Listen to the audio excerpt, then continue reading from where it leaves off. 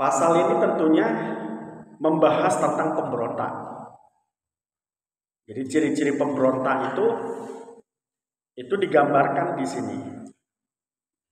Di fikih-fikih yang lebih luas penjabarannya, biasanya pemberontak itu disebut dengan buhot, ya, disebut dengan buhot. Nah, di sini memang tidak disebutkan buhot, tetapi ciri-cirinya disebutkan. Kalau kita baca tadi, idza kharaja alal imami ta'ifatun minal muslimin waramu khal'ahu, gitu ya. Bahwa ada satu kelompok yang keluar dari tatanan aturan yang dibuat oleh seorang imam. Kelompok ini kok kelompok muslim.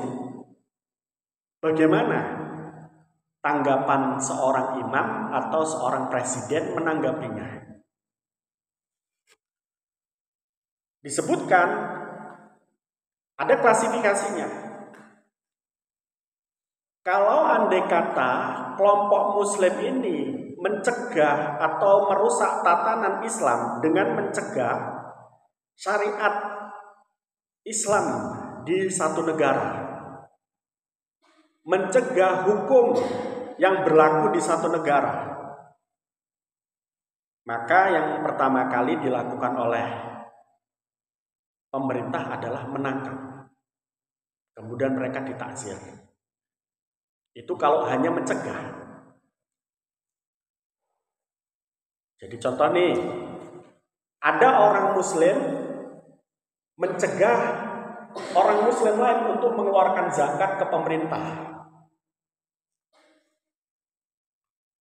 Ada orang muslim mencegah orang lain untuk kemudian tidak mematuhi aturan pemerintah. Kalau hanya upaya mereka semacam ini, yakni berupa mencegah hukum, melanggar hukum, atau tidak menjalankan hukum, ini tentunya hanya ditangkap. Dan tetapi apabila mereka itu mencegah kepemimpinan pemerintah Islam atau pemerintah yang sah dengan cara memerangi, maka presiden atau imam wajib memerangi mereka. Wamtana'u bil harbi ba'atha ilaihim wa azala ilatahum in amkana.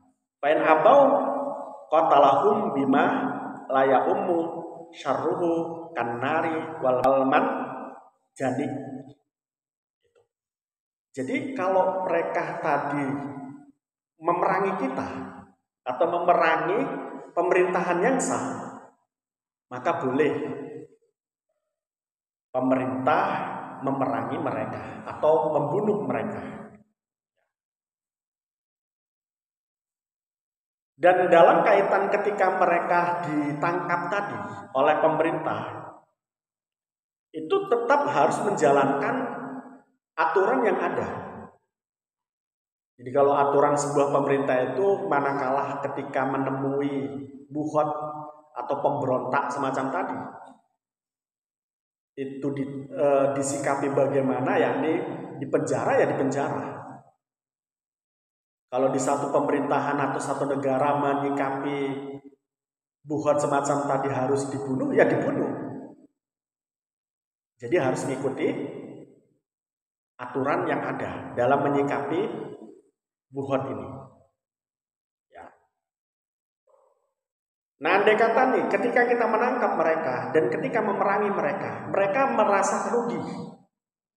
Rumah mereka seandainya terbakar karena peperangan atau karena penangkapan. Atau bahkan mereka rugi secara material.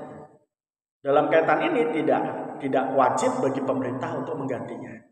Ini disebutkan wama atlafuhu alaina au atlafuna hu alaihim bil harbi ladoma nafi. Jadi apa yang dirusak oleh pemerintah untuk menangkap mereka itu kita tidak mengganti. Dan begitu juga ketika mereka merusak fasilitas pemerintah, mereka tidak diminta untuk mengganti, tidak wajib mengganti. Hanya saja mereka dipenjarakan. Nah, itu hukum yang berlaku. Wa ahkamul Islam jariyatun alaihim. Ketika mereka melakukan pemberontakan, maka hukum Islam tetap berlaku. Maksudnya apa? Maksudnya ketika mereka melakukan pemberontakan dan membunuh orang, mereka juga harus dibunuh. Ketika mereka mencuri barang orang, maka harus dipotong tangan. Itu begitu-begitu. Ini harus diketahui. Jadi dalam Islam itu juga mengatur tentang buhod, tentang pemberontakan terhadap pemerintahan yang sah. Ini keren ya. Dalam sistem kenegaraan Islam itu semacam ini. Nah, sekarang pun sebetulnya di pemerintahan atau di negara-negara modern ini juga sudah ada aturannya. Siapa saja yang memberontak, baik dari kalangan muslim atau non-muslim, ada sanksi hukumnya. Ada sanksi hukumnya. Kenapa kok begitu Islam mengatur semacam ini? Karena mereka yang jadi pemimpin itu adalah khalifah fil ardh. Mereka adalah tangan Tuhan. Dalam tanda kutip ya. Karena ati ummoha wa ati rasul wa ulil amri minkum. Taati Allah, taati Rasul, dan taati pemimpinmu. Logikanya bagaimana? Logikanya, kalau Allah memerintahkan sesuatu, perintah Allah itu akan tegak. Manakala pemerintah itu menjaga perintah tersebut dengan cara memberi aturan. Paham ya? Allah melarang berzina, minum khamr. Larangan ini tidak akan tegak manakala tidak ada aturan di satu negara tentang ini. Paham nggak? Di Indonesia ada nggak aturan ini? Ada. Minum khamr itu ada aturannya.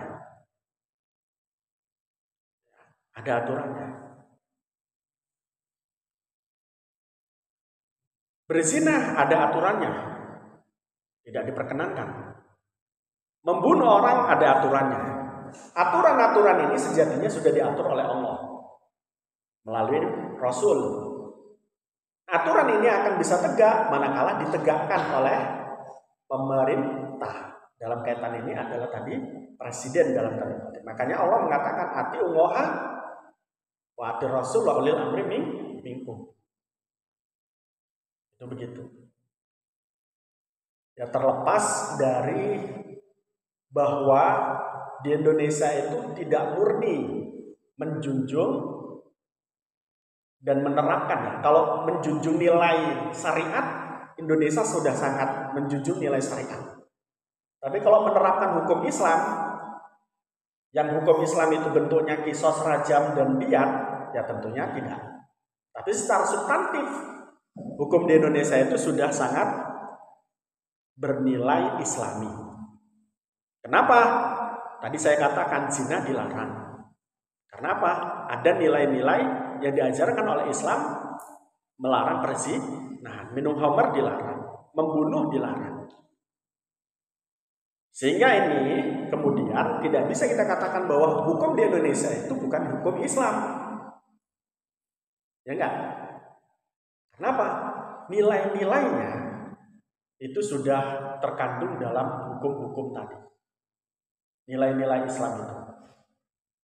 Kalau nilai-nilai Islam sudah ada di dalamnya, maka ati ummoha wa ati rasul ulil amri minkum itu, ulil amri ditaati, itu adalah satu kewajiban.